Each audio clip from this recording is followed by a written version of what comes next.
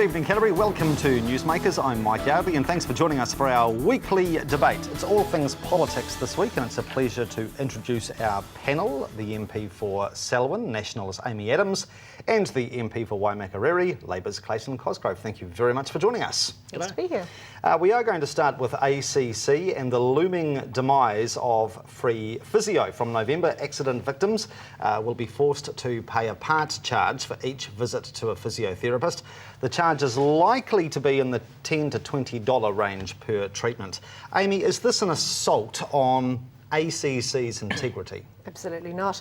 What we had to do with ACC was recognise that the costs were becoming completely unsustainable when we came in and found that ACC was, $1.5 billion worse than where we expected it to be. We looked at the numbers, which were getting steadily worse, and realised that something had to change. We've seen in ACC in particular, the cost has gone up 214% from 2000 to 2008. We can't keep having that sort of growth, particularly when we're not seeing great levels of rehabilitation coming about as a result. That cost blowout couldn't happen, so we've taken it back by a third to make sure that those who need the care can still get it, with the provision for the physios to charge a top-up. If you're not seeing great health outcomes, why not cut it completely? Well, I think everyone recognises that physiotherapy is still an important part of treatment. What we're saying is, with a 214% growth in expenditure in the area, we needed to see some big jumps in achievement as a result. That wasn't there. So we've gone back to the system where there is a partial funding through ACC, about 2/3 of what's currently there. The physios can charge a top-up.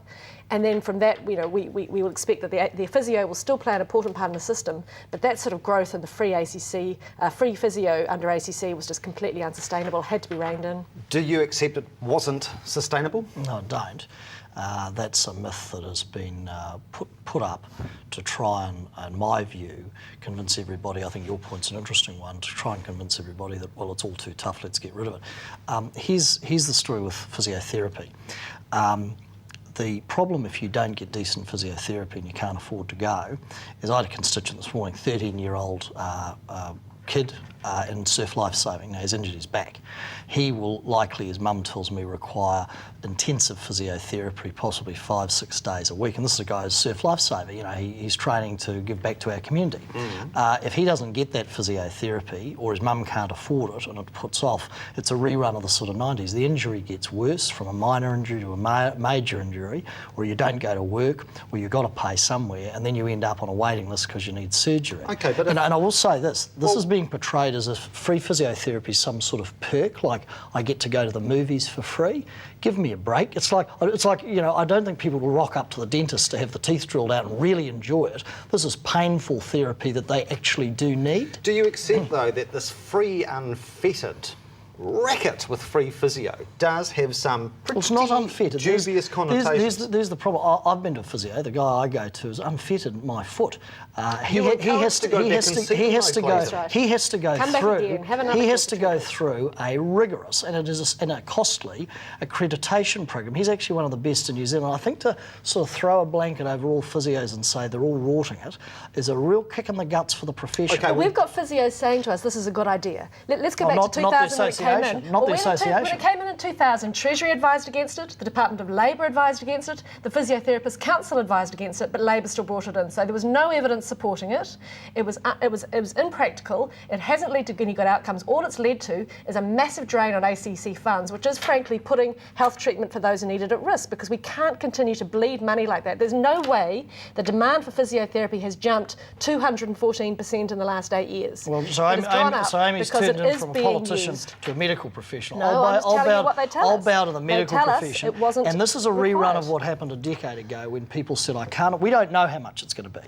Could be $5, could be $10. It was $30 or $40 when this was brought in last time by these guys. So here's my prediction. You will pay for it at the other end. You will have people who can't afford it, who will put it off, who will not go to work, who will end up on a benefit, or will put it off to the point where they actually require an operation, especially with backs, and that'll cost us 5, 6, 7 times as much. Very quick question. The question what you do is assessment. Very quick question. If this free unfettered physio arrangement was such a great thing, why were the health outcomes so poor?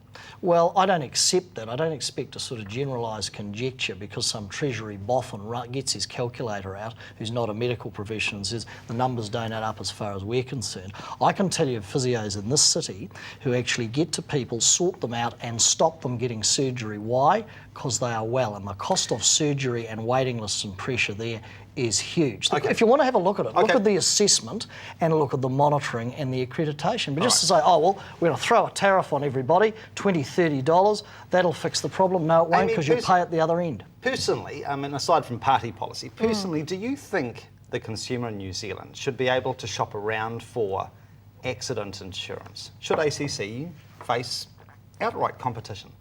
Well, I mean, that is a very political issue. It's something that's been looked at a couple of times.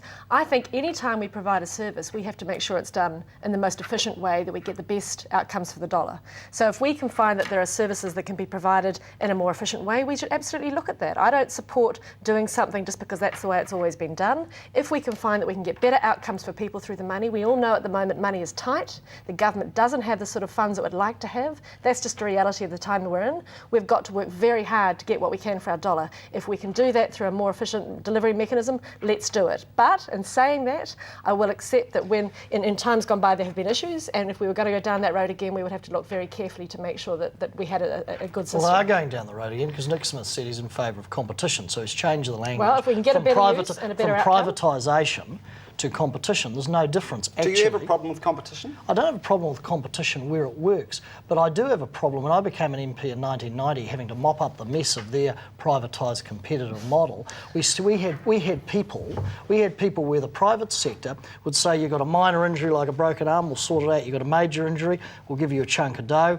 knowing, of course, that say it was a back injury, you're going to have possibly or likely to lifetime problems and lifetime costs. And you had people falling directly through the tracks. Do you think, and it didn't work. Do you think in the next 3 years we will have competition head-to-head with ACC? Oh, this will be a good answer. It wouldn't worry me if we did. It wouldn't worry me. No, I think if there's competition and if people can choose better providers, then I don't have an issue with that. That's for the minister to decide. It wouldn't worry me if the people could choose the best provider for their needs. Choice is a wonderful thing if you have the money to make choices. If you don't, you can't. Well, we can't keep bleeding money the way we have. All right, we'll take a break. More to come with Clayton and Amy. Do stay with us.